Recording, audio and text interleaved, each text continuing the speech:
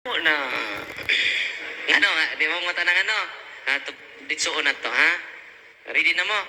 Nganong amo na mga nanimba. Okay, kami na mo. Kasir mo, Gio Kares. Why kumpisan? Nag-serve sa Eucharist. Minister. Why kumpisal? Amo na gawin! Mina mo, nangatawa ka mo. Utro na ba mo? Ay, nangatawa po mo ay. Utro na ba mo? Mina ha? Nagtawa tayo guys. Albularyo, na yung laba. Nanimba. Kasay mo, Gio Kares. Why kumpisal? Nagtawa tayo guys. Albularyo, na yung laba. Sa albularyo, nag-serve og Eucharist, kaon sa Eucharist nga albularyo og naay habak. Kami na mo ha. Magkaramtaro na to kay murag ni naraba mo yung habak ro no? Kami na mo. Eucharist.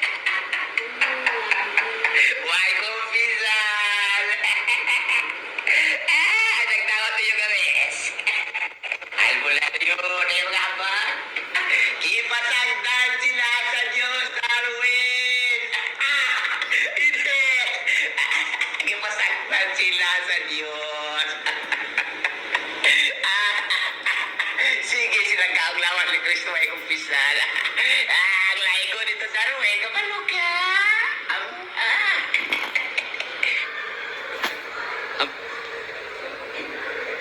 Ha? Darwin, kito mga laigo, Darwin. Kasi lawat sa lawas ni Kristo.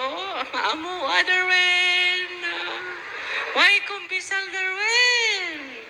Naisi kalawat mga albularyo, Darwin. Amo na. Kana pong nagtao, dugabak. Amo na. Okay, giangko na mo, ha? Uy, yung katawar ba mo kanina? Wala lagi mo mga tawaron. Ha? Kabantay mo? Grabe ka powerful kaayo ang sacrament of confession, no? Pagkaanindot si tatay, si nanay, si kuya, si ate magpanon sa sacrament of confession. O nang daghang nangaayo panahon ni Padre Pio, kay taas siyang panahon na naglingkod sa confessional box. Amen? Atong pakpakan ang atong Ginoo.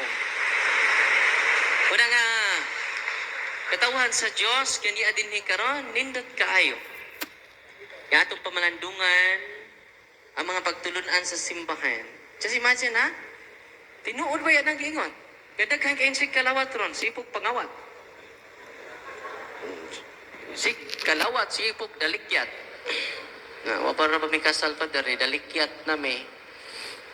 Akana.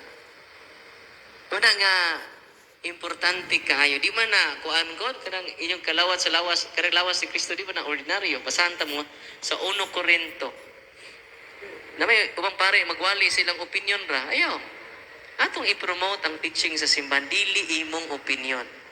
Amen? Kung sa may sulti ni San Pablo, paminaw mo ha, ni Aninis 1 Corinto, basahan, take note ninyo, 1 Corinto 11. Tumasaw na? Ingon siya, pusa, bisan kinsa nga mukaon ni ining pain, muinom ni ining ilimnon sa Ginoo sa paagi nga dili takos. Nakasala. Sa to? Nakasala, batok sa lawas ug dugo ni Kristo. Yung kalawat na baway kumpisal, unang mahimot ang takos, kaya nga naman gipasaylo na imong mga sa. Nga po uban nga inigmisa, mawahipot, tunga na moabot. Mao pa'y unang muli. Unsa man sini? Ya padayon na ito pagkuhan. Kinahanglan magsusi una ang matag usa sa iyang kaugalingon sa dili pa siya mukaon sa pan ug mainom sa ilimnon sa kupas sa Ginoo. Examination of conscience, importante kayo. Unang before magsugod ang misa, naan na mo. Alas 6 ang misa na mo 5:45. Nga naman manganda mo sa pagkitagbo sa ato Ginoo, examination of conscience. Kung hindi mo magpalit kay mapasaylo ato mga sa during pagsugod sa misa. Mingon ang pare aron kita may mong andam sa pagsaulog dining santos sa misa, atong hinursulan o basulan ng atong mga sa. Sa itubag ninyo, dagakumpisal ako sa Diyos. Tanang gamay ninyong pagkamarites, gamay ninyong pagkahinawayon, gamay na itong pagka mirasol, mapapasa na. Venial sins, mapapasa na. Munang di mo magpalit sa misa. Nasamtan. Uy. Para kay kuan man na, mao mo dyan na ang order sa misa. Tunga-tunga na ka, hindi wa mapapas imong sa. Uy. Ya kung dako imong sa, hindi mamumpisal ka. Kaya nga naman, ang mukaon ni nagpasipala sa lawas sa to Ginoo. Kay ang mukaon, kung mukaon siya, muinom, tawad na niya, huna-huna, ayo, ang kahulugan may tungod sa lawas ug dugo sa to Ginoo, silutan niya yang kaugalingon. Uy, murag naglinya bag pagkaon niya. Dili man ordinary yung pagkaon. It is the real Christ, the totality of His divinity and humanity present in the ordinary bread. Si Kristo na. Wala kalainan sa pari ug sa pastor. Kaya ang pastor nagdagbutang, ang pari nagda sa tag-iya sa butang, ang pan sa kinabuhi. Ito pagpakan ng mga pari. Inig-isa sa pari, sa pan, sa atong Ginoong Hesus Kristo, dili na ordinary yung pan. Ang lawas ug dugo na sa atong Ginoo. Unsa na?